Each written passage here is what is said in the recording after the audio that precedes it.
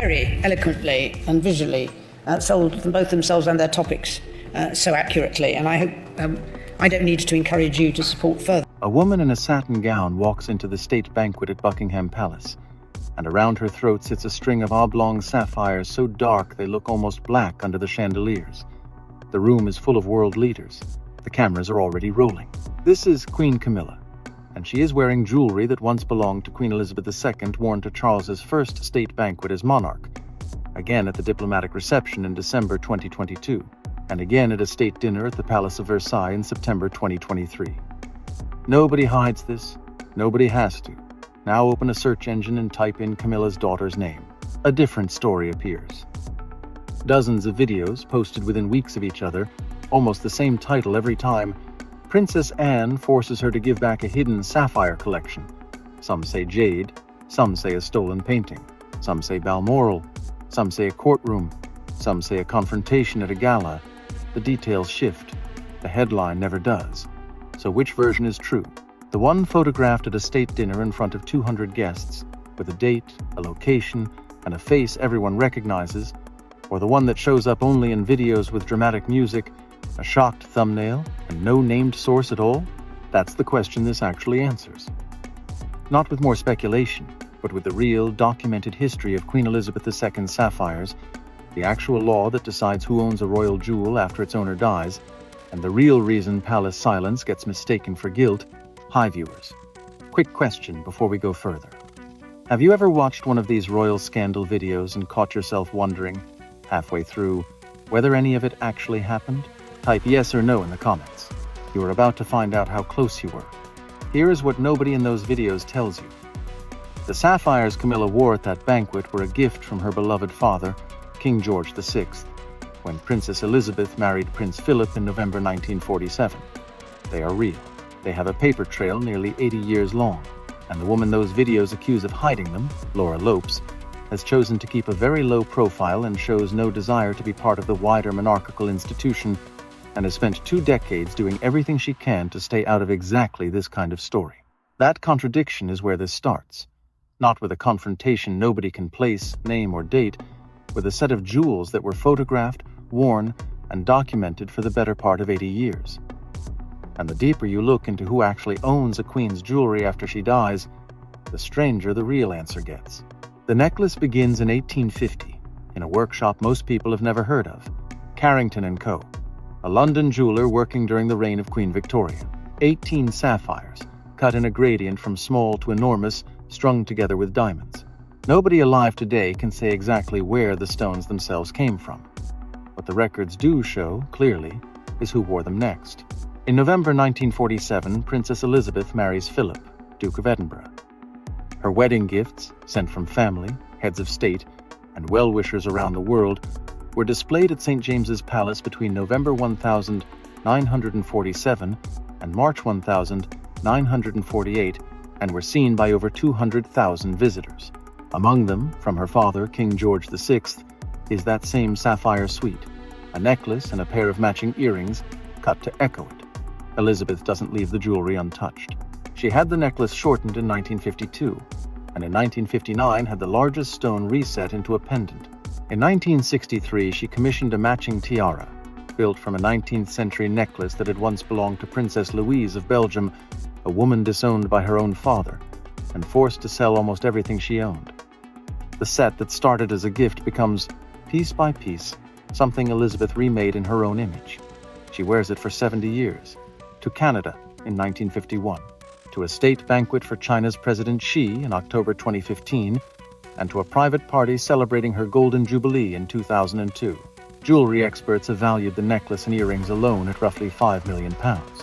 It is one of the most photographed sapphire suites in the world, and one of the best documented pieces of jewelry any modern monarch has ever owned. And after her death in September 2022, it doesn't disappear into a vault. Camilla wears it publicly, to King Charles's first state banquet as monarch, and again the following year at Versailles. Anyone can find the photographs, so the sapphires aren't hidden. They never were. What's genuinely unclear, and this is the part almost nobody explains correctly, is what belonging to the Queen even meant, legally, while she was alive. Because not everything a monarch wears is actually hers to give away. Some of it belongs to the crown itself. Some of it belonged, personally, to Elizabeth Windsor, the private individual. Those two categories are not the same thing, do not follow the same rules, and do not pass to the next generation the same way. That difference is where the real mystery begins. Start with the categories, because there are three, and almost every online rumor about royal jewelry works by quietly ignoring that fact. The first is the crown jewels, the ceremonial jewels worn at state occasions.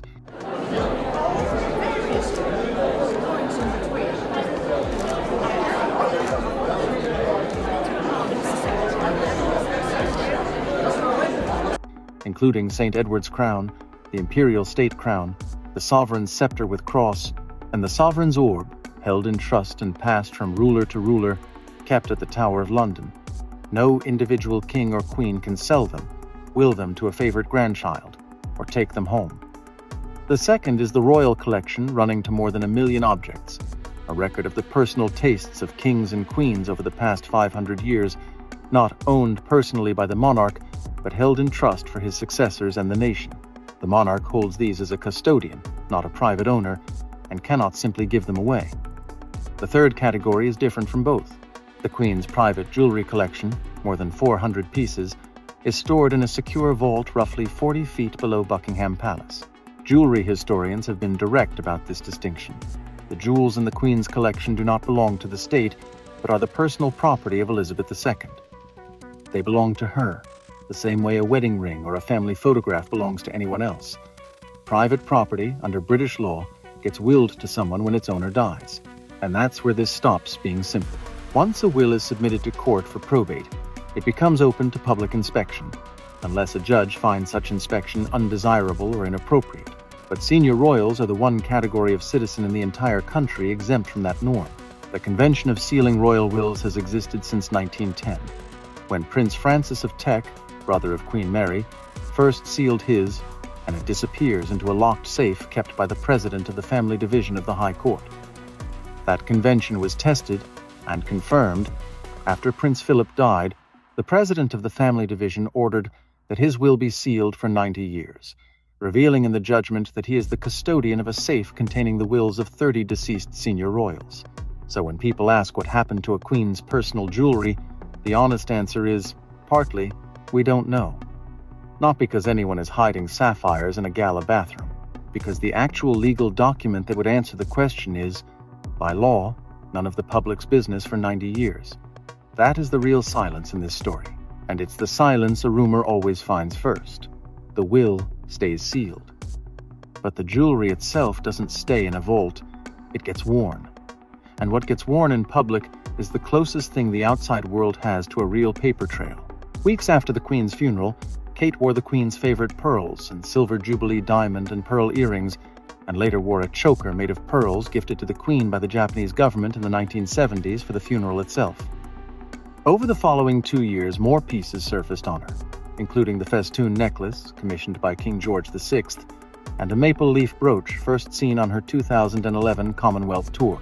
Camilla, meanwhile, was seen in the Hesse diamond Jubilee brooch, which she began wearing shortly after her 2005 wedding, and wore Queen Victoria's coronation necklace during Charles's coronation. Royal commentators have described an informal hierarchy at work. Author Katie Nicholl has said the Queen Consort gets first choice of the late Queen's jewelry, followed by the Princess of Wales. Magazine editor Ingrid Seward has said much of the plan was already sorted and organized by the Queen herself. One widely repeated figure claims Kate stands to inherit around $110 million in jewelry, but that number traces back only to an unnamed tabloid insider, never to a palace source, a court document, or anyone willing to put their name on it. None of the hierarchy itself is written law. It's tradition, observation, and photographs, nothing more, nothing less. Notice who is missing from that hierarchy entirely. Camilla's own children. Tom Parker Bowles and Laura Lopes will not automatically receive any royal titles, since Camilla's own titles are due to her marriage and do not pass to her children. There is no historical precedent for the stepchildren of a sovereign to be brought up through the ranks or take on official duties. We're just spending almost £1 million on doing it, which was supposed to have a life of 25 years. Royal historians have been blunt about it. Laura, in particular, works as an art curator and has spent 2 decades staying largely out of the spotlight. She is Camilla's daughter. She is also, on every official document that matters, a private citizen, no more entitled to a place in that unwritten jewelry hierarchy than any other in-law standing at the edge of the family photograph, which raises an uncomfortable question. If the real hierarchy runs from Camilla to Kate, where exactly does the internet's version of this story, the one that puts a hidden Sapphire collection in Laura's hands, actually come from? Search a little further and the answer becomes obvious fast, because it isn't one video, it's dozens. Within the space of a few months, a wave of videos appeared online, many posted only days apart, sharing the same handful of ingredients rearranged like a template. Princess Anne cast as the enforcer, Laura Lopes cast as the accused, and a rotating cast of stolen object sapphires in one video, jade in another, a 300-year-old painting in a third, a trespassing accusation at Balmoral in a fourth. The plots contradict each other. The thumbnails don't. Not one of these videos names a source. Not one links to a court filing, a palace statement, or a single reputable news outlet. Buckingham Palace has issued no comment, because there is nothing on the record to comment on. Around the same time, a nearly identical unverified claim circulated involving Princess Catherine and Laura Lopes at a formal banquet at Windsor Castle, details limited. Palace silent, different accuser, different accusation, same missing evidence. This isn't really about Laura Lopes specifically. It's a pattern, and it works the same way every time. Take a real institution that famously doesn't explain itself, and as the last chapter showed, the palace legally cannot explain most of what happens to a late monarch's private property for 90 years. Insert a real, sympathetic, mostly private figure into that silence, someone the audience half recognizes but doesn't know well enough to defend. Attach her to an object people already find beautiful and slightly mysterious. Give the story a villain with a genuine reputation for toughness, and has spent decades characterized by a sharp tongue and a direct approach, once telling photographers to naff off, and has repeatedly been named the hardest-working royal, which makes her an easy face to cast as an enforcer, true or not. Repeat it under a dozen titles until repetition starts to feel like confirmation. Nobody has to prove anything. The silence does the work, and the algorithm does the rest. What's real is the sapphires, worn in public, photographed for 80 years. What's real is a legal system that seals a monarch's will for 90 years by law, not by scandal. What's real is that Camilla's own children were never part of the family's jewelry line at all. What's not real, so far, is any of it happening to Laura Lopes. And that gap, between what's documented and what's simply repeated, is exactly where the next part of this story picks up. The gavel comes down at Christie's in London, and the number on the screen behind it reads £900,000. That is what a single tiara, once worn by a princess on her wedding day, has just sold for to a bidder nobody in the room will ever meet. It is June 2006. Inside a packed South Kensington sale room, roughly 1,000 buyers watch in person, with another 500 bidding by telephone, as piece by piece, the personal jewelry of Princess Margaret, the late Queen's own sister, goes under the hammer. The Poltimore tiara, the one she wore at her own wedding in 1960, a Fabergé clock given to her by her grandmother, Queen Mary, a diamond necklace Queen Mary herself wore at her own coronation in 1937. Reports at the time even suggested that Queen Elizabeth II considered secretly bidding on a portrait of her sister just to keep it in the family. By the time the 2-day sale ends, it has raised roughly £14 million, close to $19 million. This isn't a rumor. It happened, in public, with a catalog, a date, and a Christie's specialist who spent months writing the descriptions. And the reason it happened is almost embarrassingly ordinary. When Princess Margaret died in 2002, her estate was valued at roughly £7.6 million. Inheritance tax in the UK runs at 40%. Her 2 children, Viscount Linley and Lady Sarah Chatto, owed more than £3 million to the Treasury, and jewelry, unlike a house or a pension, is not something the government waits patiently for. So they sold it, publicly, legally, with their late father, the photographer Anthony Armstrong Jones, reportedly so hurt by the decision that he wrote to the auction house himself, asking his own children to stop. Years later, Viscount Linley told an interviewer, the reasons were mostly financial, because when people die, taxes need to be paid, whether you are royal or not. Here is what that story proves, and it is not a small thing. Royal jewelry does leave a family's hands, for real, well-documented reasons involving tax bills and probate, not secret confrontations in a gala hallway. Nobody needed Princess Anne to intervene. Nobody needed a hidden vault. They needed an accountant, which raises the obvious question about the George VI sapphires sitting on Camilla's neck right now.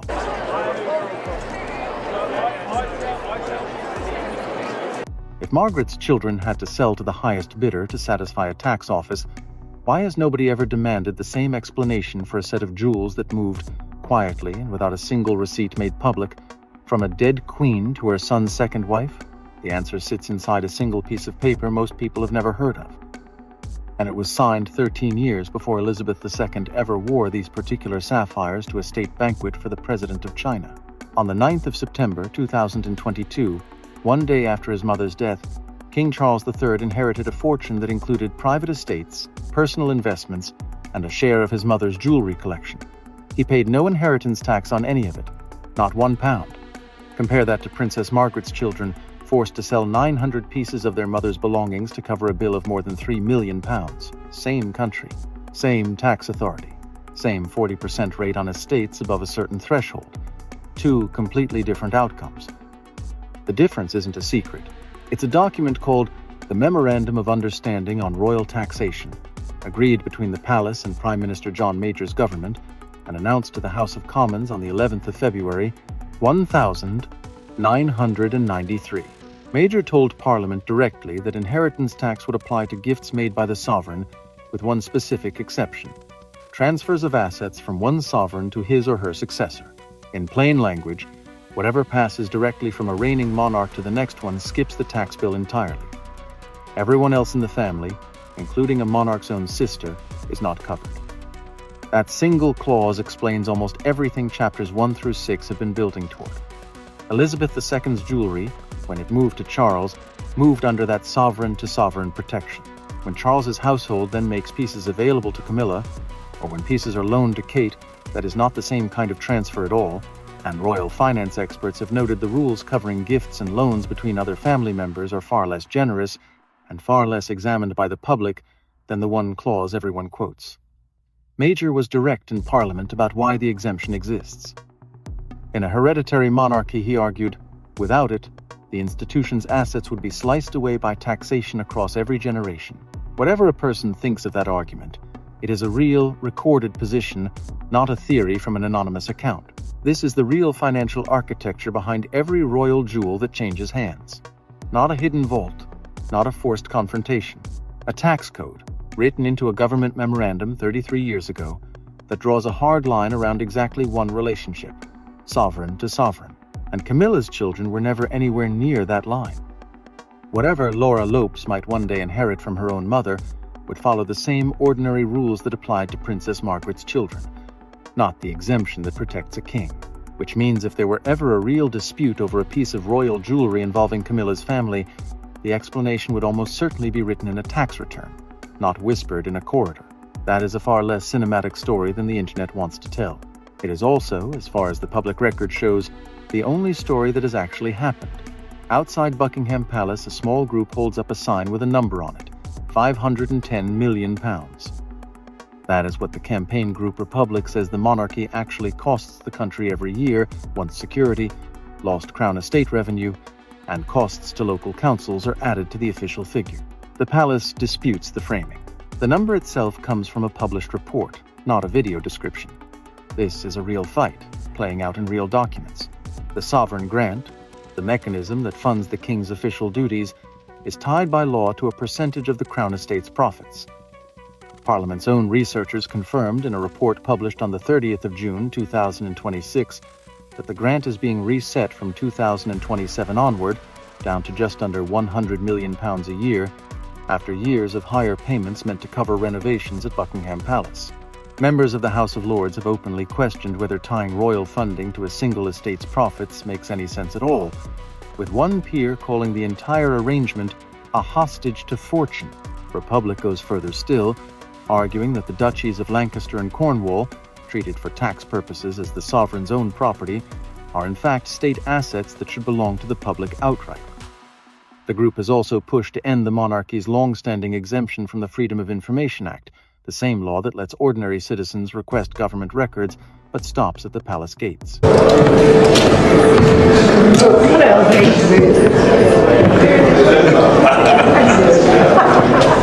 None of this is fringe internet chatter. It is published research, cited by journalists, debated in Parliament, and answered, however briefly, by the palace's own annual accounts. And beneath the sovereign grant sits a deeper, genuinely unanswered question. Nobody outside a small circle knows the true scale of the monarch's private wealth. The king derives private income from investments and inherited assets that is never made public. Critics, including members of Parliament, have described royal finances as shrouded in a level of secrecy no other public institution enjoys. That is the real transparency gap, not a missing Sapphire collection. A genuinely undisclosed personal fortune, protected by a tax exemption most of the country doesn't know exists, reviewed periodically by a small group of trustees rather than the public. William, Prince of Wales, will eventually inherit both the title and this exact set of open questions. As the future king, he will inherit the same sovereign-to-sovereign protections Charles received from Elizabeth, and the same criticism about what the public isn't allowed to see. That legitimate, well-documented gap is precisely what makes an invented one so easy to believe. When people already suspect the family hides its real financial picture, a video claiming it hides Sapphire's too doesn't sound like a stretch. It sounds like confirmation. But confirmation of what, exactly, is about to run into its final human obstacle. A woman who never asked to be part of any of this. Two small boys in ceremonial robes carry a 6-meter train up the aisle of Westminster Abbey. It's May 2023, the coronation of King Charles III, and the cameras are locked on every step. The boys are Gus and Louis Lopes, twins, 8 years old, serving as pages of honor. Their mother watches from a seat set back from the family pews. She is close enough to be part of the picture, and far enough that most viewers never learn her name. Laura Lopes was born in Swindon in January 1978. She studied history of art and marketing at Oxford Brookes, interned at the Peggy Guggenheim Collection in Venice, and by 2006 had co-founded 11, a fine art gallery in central London that still operates today. She married Harry Lopes, a former model turned chartered accountant that same year. Their eldest daughter Eliza served as a bridesmaid at William and Kate's wedding in 2011 at age 4. Whatever inheritance eventually comes to Laura herself, a manor in Devon and an estate in the Scottish Highlands, comes through her husband's family, not her mother's marriage to a king. A university expert on royal affairs described Laura and her brother Tom's approach plainly. They chose, deliberately, to keep living as private citizens, rarely appearing in public even during the 20 years their mother has now been married into the family. That wasn't an accident. It was, by every account available, a decision made and kept long before any of this attention arrived. Here is the part that rarely makes it into any video. A working royal has a communications office. When a false claim spreads about Kate or William, Kensington Palace can issue a statement within hours. Laura Lopes has no such office. No press secretary answers on her behalf. No palace account corrects the record when her name appears next to the words hidden, stolen, or forced. She built a life specifically designed to avoid this kind of attention, and the design itself, ironically, is what left her with no institutional shield when the attention arrived anyway. None of this means anything happened to her personally. As every earlier chapter has shown, nothing in the public record supports it. But the imbalance is real, and it says something uncomfortable about modern fame. You don't have to seek out a public role to end up cast in someone else's story, and you don't get a press office just because millions of people now recognize your name from a thumbnail you never agreed to appear in. What she actually has is quieter, and far better documented than anything in those videos. Picture the necklace one more time. 18 sapphires, cut in 1850, given by a king to his daughter in 1947, worn at a state banquet for a Chinese president in 2015, and worn again by a different woman, publicly, at Versailles in 2023. That is the entire, real, photographed life of the jewelry this story was built around. At no point does it disappear. At no point does anyone force anyone to give it back. Here is everything this investigation actually confirmed. The sapphires are real, and their history is public record. The royal collection, the crown jewels, and a monarch's personal jewelry are three separate legal categories, and confusing them is where most of these rumors begin.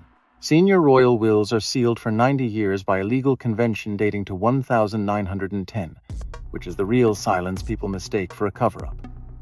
A 1993 tax agreement, not a secret deal, is the actual reason jewelry moves differently through different branches of this family. Princess Margaret's children really did sell her jewelry at auction, for real, published reasons, and Camilla's own children, Tom Parker Bowles and Laura Lopes, hold no royal titles, no place in the family's jewelry hierarchy, and no communications office to defend them when a claim goes viral. Here is everything this investigation did not find, anywhere, in any court filing, palace statement, or reputable news report. Any evidence that Laura Lopes possessed a hidden sapphire collection, any evidence that Princess Anne confronted her over it, and any evidence that Camilla was ever forced to choose between her daughter and the crown. The real story was never a scandal. It was a legal system built for secrecy around money, colliding with an internet built for stories about betrayal, and a private woman who happened to be standing in between. That's the difference between a mystery and a manufactured one. A real mystery has documents behind it, dates that check out, and named sources willing to be quoted. A manufactured one only has a title, a thumbnail, and a dozen copies of itself uploaded under slightly different names, each treated by the algorithm as confirmation of the last. The next time a video promises a secret vault, a forced confrontation, or a family betrayal involving people who cannot answer back, ask who the source is, what the actual public record shows, and who benefits if nobody checks. If this kind of forensic, sourced look at royal history is what you come here for, subscribe and turn on notifications so you don't miss the next one. Tell us in the comments which claim in this story surprised you the most, and share this with someone who's seen one of those videos and believed